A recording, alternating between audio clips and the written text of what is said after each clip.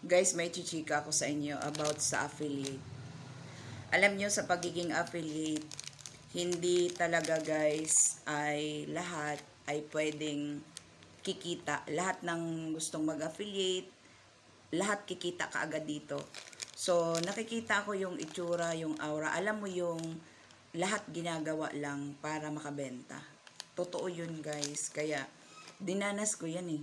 At danas ko, sa ngayon, hindi ko masyado nang ramdam kasi kahit papano, may katuwang ako sa hanap buhay.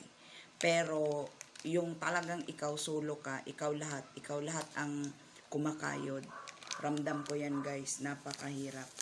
So, bilang nag-a-affiliate at content creator, please, dagdag income kayo. Huwag talaga kayong mag-focus sa yan lang. Kasi madidrain kayo guys.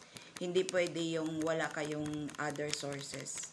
Hindi pwedeng ganun. Kahit monetize pa kayo. Ako, ang tagal ko nang kumikita sa Facebook. 2 years na ako. Pero, hindi ganun kalaki ang income. Kasi pag may problema ako guys, nawawalan akong ganang mag-upload. So, ganun siya guys. Apektado lahat. So, kung kayo ay gustong kumita talaga, iba kasi talaga yung mayroong kang kahit papano mayroong kang dagdag income. Kasi kahit may problema ka, easy lang, kaya mong dalhin. Pero pag may problema ka guys, tapos nag-affiliate ka, nagko-content ka, hindi alam kong maintindihan nyo ako kung kayo yung kagaya ko na nakakaramdam ng ganito na hindi, kumbaga, alam mo yung nararamdaman mo ta sa isip mo. Kasi hindi lalabas sa bibig mo yung gusto mong sasabihin sa content at saka sa product, sa affiliate. Kasi may iniisip ka, alam mo yun, yung hap-hap. Parang gigil ka lagi sa video, ganun. Alam mo yun, hindi yung smooth lang na alam mo yung okay ka lang sa buhay, ganun. Pero yung gigil ka, yung ano ka, grabe guys, alam mo yun, yung todo ano ka, grabe, makikita talaga sa aura. So, ang hirap magano kasi ako, mahina ang loob ko pagdating sa ganyan. Naawa ako sa ibang content creator na lahat ginagawa talaga. Kaya kung kayo ang pamilya ng may content creator at affiliate, please wag naman yung dagdagan ng problema. Kasi mahirap, napaka bigat.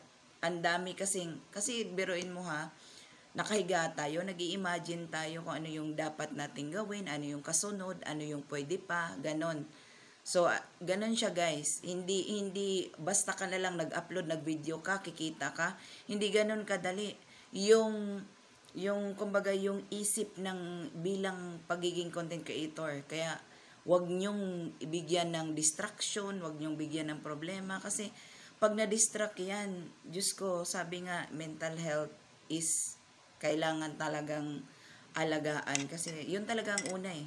Mental talagang unang natatamaan sa isang content creator. Kasi isip ang ginagamit natin eh. Yung bibig natin natural na yan eh. Kusa na kasi yan. Kung gaano kabilis yung takbo ng isip, ganun din kaano yung bibig natin. Kaya, totoo yun guys, hindi pwedeng okay lang yung bibig mo, tapos yung isip mo slow, hindi ganon. Pag ganon kabilis ang isip mo, yun din kabilis ang ano mo, yung bibig mo. So, yun lang, na-share ko lang. Kaya, coffee tayo. Mangustin coffee. Kailangan natin ng healthy coffee. At may nilagang saging ako dito, guys. So, coffee tayo.